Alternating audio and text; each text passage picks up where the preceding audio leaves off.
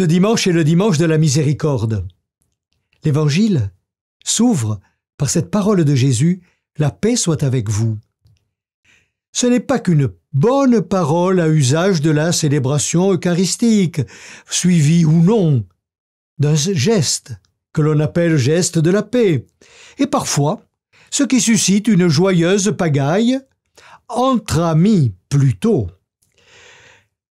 C'est la salutation et le souhait du ressuscité au premier jour de la semaine, pour ses apôtres. Et il leur montre, inscrites en sa chair, les marques de sa vie donnée, de l'amour du Père pour les hommes. Il est allé au bout de sa fidélité. Ces paroles sont un souhait, qu'en eux soit la paix, ce don messianique que nous fait le Christ, et qui est déjà évoqué, vous en rappelez, par le très beau texte d'Isaïe, d'une terre réconciliée. C'est un appel à recevoir. C'est en sa chair, en son incarnation, que Jésus a dit en acte l'amour de Dieu, le cœur du Père. Dieu, Père plein de miséricorde. C'est en notre chair, en nos vies, que, disciple de ce temps aujourd'hui, il est de dire ce visage de Dieu, visage de miséricorde, une attitude fondamentale. Le prophète Ézéchiel annonce le changement de cœur.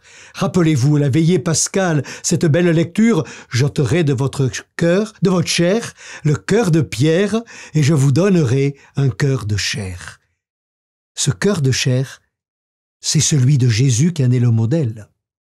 C'est tout l'Évangile. Je vous invite à le relire ainsi. Un bon exercice. C'est une invitation à la conversion. Il n'est pas de condamner les guerres. Il ne faut pas en susciter autour de nous. Là est l'important, dans nos familles, dans nos communautés chrétiennes, dans la société. Mais la violence, elle est là. La puissance, le pouvoir, ce qui détruit les relations, et le cœur, ce qui détruit la miséricorde.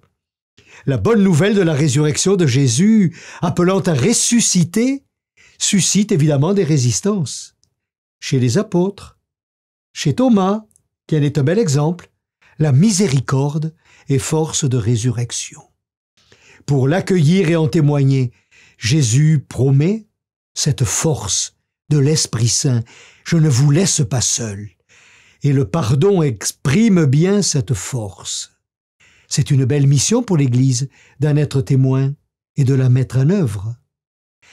Dès le début du texte est évoquée la joie des apôtres.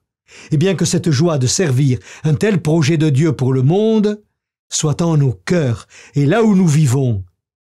Et c'est une joie pour nous, et nous le savons, c'est aussi dans le frère que l'on voit le Christ, visage de Dieu, duquel nous avons à donner visage de miséricorde. En son nom, ayez la joie du premier jour de la semaine, portez-la, partagez-la, bon service de la miséricorde. Et bon dimanche!